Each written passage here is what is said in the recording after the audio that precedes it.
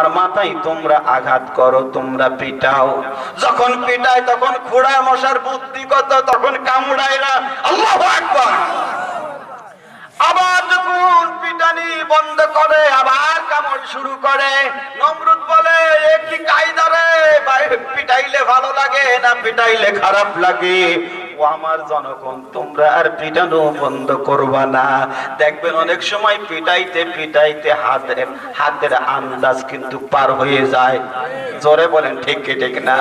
ওর ভিতরে একজনের আন্দাজ ফেল হয়ে গেছে, এমন কায়দায় মেরে দিয়েছে নমরুদের মাথা গিয়েছে ফেটে। পোড়া মশা কয়, শয়তান এবার আমি চললাম হেঁটে। জোরে বলে আল্লাহু আকবার। আল্লাহ রাব্বুল আলামিন এই নমরুদকে তার জনগণ দিয়ে জুতা পিটা করে দুনিয়া থেকে বিদায় করেছেন। যে আল্লাহ নমরুদকে সাইজ করতে পারছে, সে আল্লাহ আজও আছে না নাই? জোরে বলেন আছে না নাই? এখনো আল্লাহ সাইজ করতে পারে কি পারে না? আল্লাহ বলে, ধরি না ধরি না, ধরলে কিন্তু ছাড়ি না। জোরে বলেন ঠিক কে ঠিক না? আমার ভাইয়েরা, আরেক শয়তান ছিল ফিরাউন, সে আল্লাহর নবী মুসাকে কষ্ট দিয়েছে। জোরে বলেন ঠিক কে ঠিক না? ও মুসলমান, যারা নবীদের বিরোধিতা করেছে, দুশমনি করেছে, তাদেরকে শেষ করার জন্য চেষ্টা করেছে, আল্লাহ পাক তাদেরকেই রেখেছেন।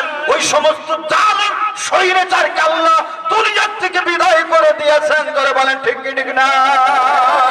নমরুদ নবীর সাথে বিয়াদবি করেছে, তাই তো তার কপালে জুতোর বাড়ি হয়েছে।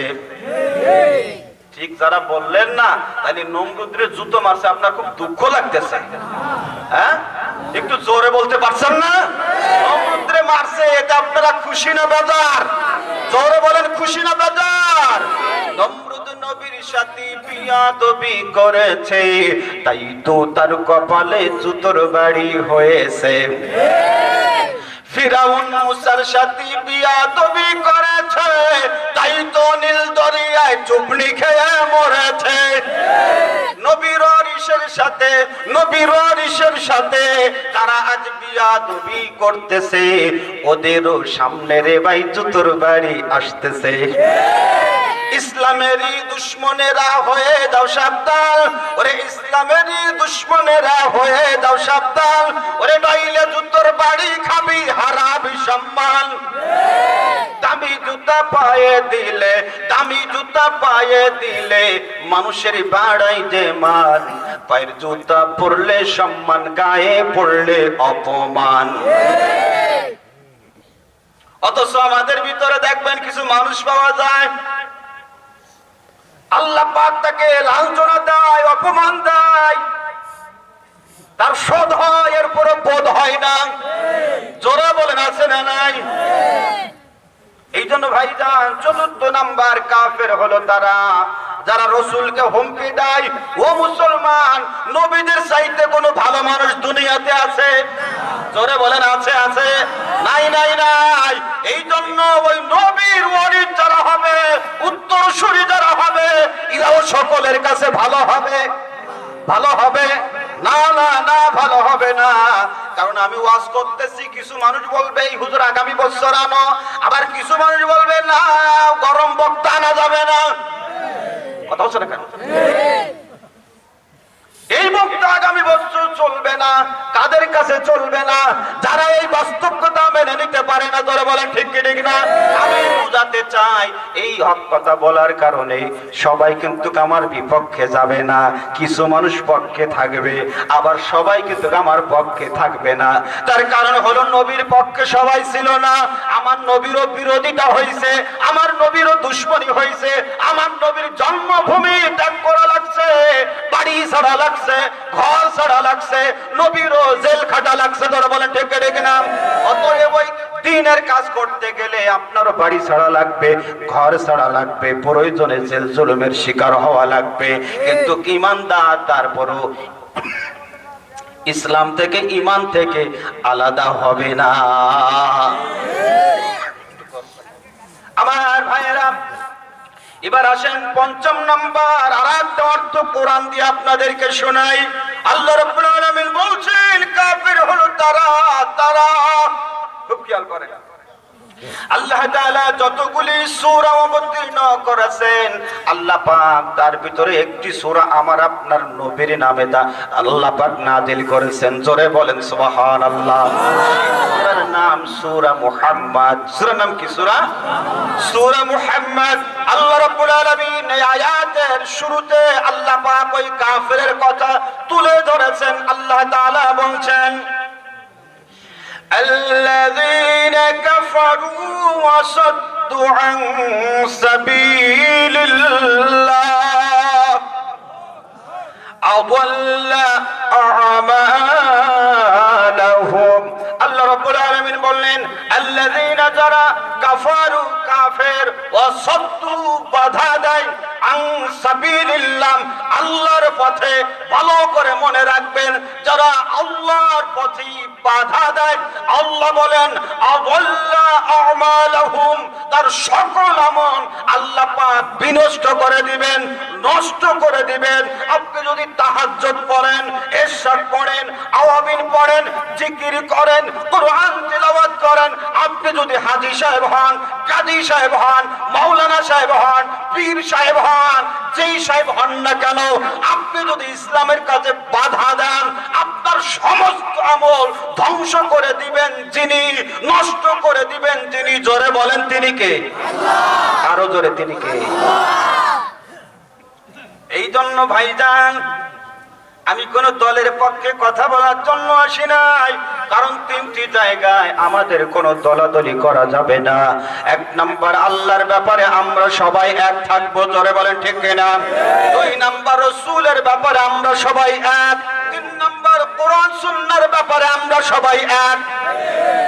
অতএব যখন আল্লাহর কথা হবে, রাসূলের কথা হবে, কোরআন সুন্নাহর কথা হবে, সেই কথাগুলো যদি আমার মতের সাথে না মিলে, আমার বিবেকের সাথে না মিলে, বুঝতে হবে আমার মত ঠিক নেই, আমার বিবেক ঠিক নেই, আমি নিজে ঠিক নেই, আমাকে পরিবর্তন হতে হবে। ধরে বলেন ঠিক কিনা?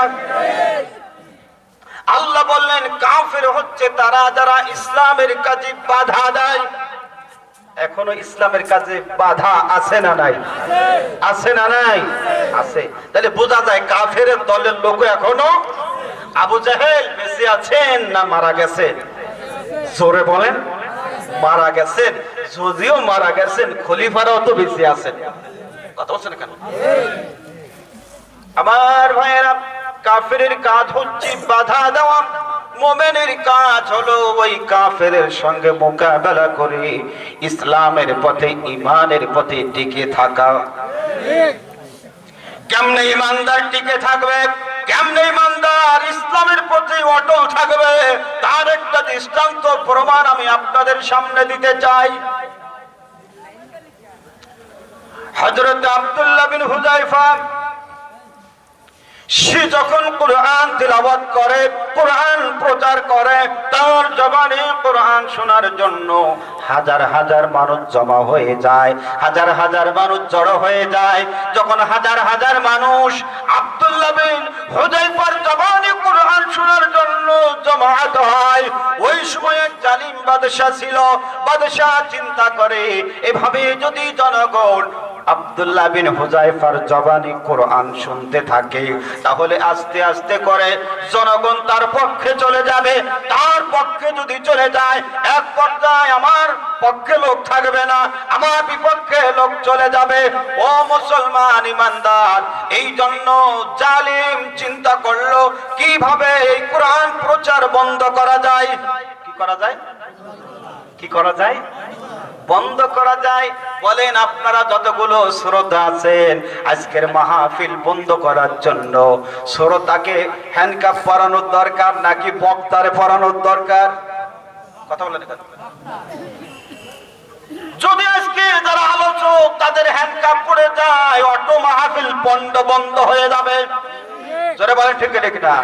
জালিম বাদশা চিন্তা করলো এতগুলি মানুষ বন্দী করার প্রয়োজন নাই। আমি যদি শুধু একজন ব্যক্তিকে বন্দী করতে পারি, তাহলে এই কোরআন শোনা থেকে হাজার হাজার মানুষ বঞ্চিত হয়ে যাবে, মাহরুম হয়ে যাবে, কোরআন প্রচার বন্ধ হয়ে যাবে। একটু জিকির করি, লা ইলাহা ইল্লাল্লাহ।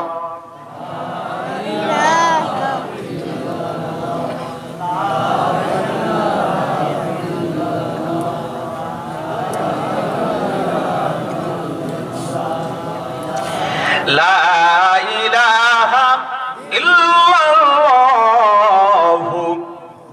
মুহাম্মাদুর রাসূলুল্লাহ সাল্লাল্লাহু আলাইহি ওয়াসাল্লাম। জালিম তখন তার লোকদেরকে বলে দিলাম, ও আমার লোকেরা, তোমরা যাও যাও যাও, যে তোমরা ওই মুসলিম যুবক আব্দুল্লাহ বিন হুযায়ফাকে ধরে বন্দী করে ফেলো। এবার মুসলিম যুবকটাকে ধরে বন্দী করা হলো। বন্দী করে জালিম চিন্তা করেন, এই যুবককে যদি আমাদের পক্ষে আনতে পারি, আমাদের দলে আনতে পারি, তাহলে ওই যুবকের ভক্ত যারা, তারাও আমাদের অনুসারী হয়ে যাবে, আমাদের পক্ষে চলে আসবে, আমাদের পক্ষে লোক বেড়ে যাবে, আমাদের দল আরো বেশি পাকা হবে, মজবুত হবে। এই জন্য জালিম বন্দী করে ওই যুবকটাকে প্রস্তাব দিলাম, ও মুসলিম যুবক, আমি একজন রাষ্ট্রপ্রধান, আমার অনেক অর্থ আছে, সম্পদ আছে, তুমি যদি আমার কথা মেনে আমার দলে আসতে পারো, আমার পক্ষে আসতে পারো, তাহলে আমার যে সম্পদ আছে, অর্থ আছে, এর অর্ধেক সম্পদ আমি তোমাকে দান করে দেব। ও মুসলমান যারা ঈমানদার, তারা তো মালের লোভ করে না, অর্থের লোভ করে না। মুসলিম যুবক বলছি, জালিম আমাকে মালের লোভ দেখিয়ে ঈমান থেকে আলাদা করা যাবে না, ইসলাম থেকে আলাদা করা যাবে না। কারণ যারা মুমিন হয় তারা তো আল্লাহর দেওয়া জীবন, আল্লাহর দেওয়া সম্পদ আল্লাহর কাছে জান্নাতের বিনিময় বিক্রি করে দেয়। জোরে বলেন সুবহানাল্লাহ। এবার যখন জালিম প্রস্তাব দিল, আর সেই প্রস্তাবটা নাকচ হয়ে গেল।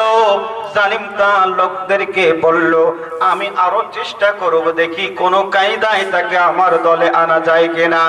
এবার আবার প্রস্তাব দিয়ে তার লোকদেরকে বলল, আমার লোকেরা, যাও যাও, তোমরা এই যুবকের জন্য পাতিলের ভিতরে তেল গরম করো। এবার পাতিলের ভিতরে তেল গরম শুরু হয়ে গেল। তেলটা যখন জাল উঠে টকবক শুরু করে দিল, মুসলিম যুবকটাকে তেলের সামনে দাঁড় করিয়ে দেওয়া হলো। দাঁড় করিয়ে দিয়ে এবার ওই যুবকের সামনে একটা জীবিত পাখি ছেড়ে দেওয়া হলো। ছেড়ে দেওয়ার সাথে সাথে পাখিটা ভাজা ভাজা হয়ে গেল। মুসলিম যুবকটাকে বোঝানো হলো, ও মুসলিম যুবক, তুমি তাকাইয়া দেখো, তাকাইয়া দেখো এই তেল কি পরিমাণ গরম হয়েছে, যার কারণে জীবিত পাখি ছেড়ে দেওয়া হলো, আর পাখিটা মুহূর্তের ভিতরে ভাজা হয়ে গেল। এখন তুমি সিদ্ধান্ত নাও, তুমি ঈমান ছাড়বে, ইসলাম ছাড়বে, আমাদের দলে আসবে, আর নাকি তুমি এই গরম তেলের ভিতরে ঝাঁপ দিবে। ও মুসলিম যুবক, তুমি চিন্তা করে বলো।